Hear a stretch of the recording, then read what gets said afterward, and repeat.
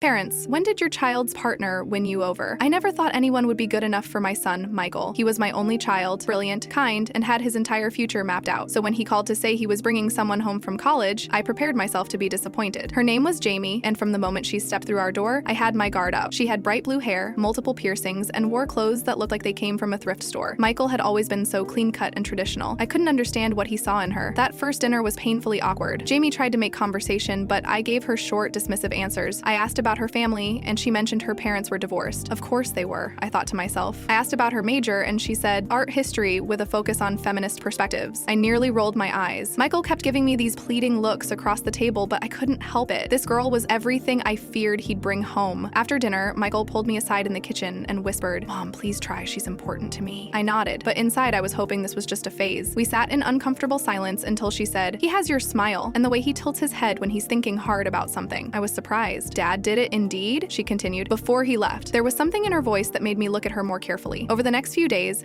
I maintained my distance, but I started noticing things. How she always offered to help with dishes. How she remembered how everyone took their coffee. How she made Michael laugh in a way I hadn't heard since he was a child. Then came Tuesday. Michael had a doctor's appointment and Jamie stayed behind. I was working in my garden when I heard a crash from inside. I rushed in to find Jamie standing in the middle of broken glass. My grandmother's antique vase lay shattered at her feet. My heart sank. That vase was irreplaceable, a family heirloom passed down for generations. Jamie looked horrified. "I was dusting it," she whispered. "It slipped." I stood there, staring at the broken pieces, feeling a strange mixture of anger and sadness. To my surprise, Jamie didn't make excuses. Instead, she carefully gathered every shard and asked if she could use my craft room. Confused, I agreed. She disappeared for hours. When Michael came home, I told him what happened. He looked worried and went to find her. Later that evening, Jamie knocked on my bedroom door. Her eyes were red from crying, her fingers covered in small bandages. In her hands was my grandmother's vase. It had been meticulously repaired, using the Japanese art of kintsugi. Broken pieces fused together with gold. "I couldn't replace it," she said softly. "But sometimes broken things can become more beautiful when they're put back together." I took the vase from her, running my fingers over the golden seams. She had spent hours researching how to do this, gathering materials, carefully reconstructing what was broken. "My dad collected antiques," she explained. "He taught me about kintsugi before he left. He said it was a metaphor for life, that our broken places can make us stronger if we heal them right." In that moment, I saw beyond the blue hair and piercings. I saw someone who understood value, who cared enough to fix what was broken, who saw beauty in imperfection. The next morning, I invited Jamie to help me make Michael's favorite breakfast. As we cooked, she told me about her childhood, her dreams, her struggle. She wasn't at all who I thought she was. Now, 3 years later, that repaired vase sits prominently in our living room. Jamie is finishing her master's degree, and Michael looks at her like she hung the moon. The golden seams in that vase remind me daily of my own prejudice and how wrong I was. Sometimes the people who seem most different from us are exactly who we need in our lives.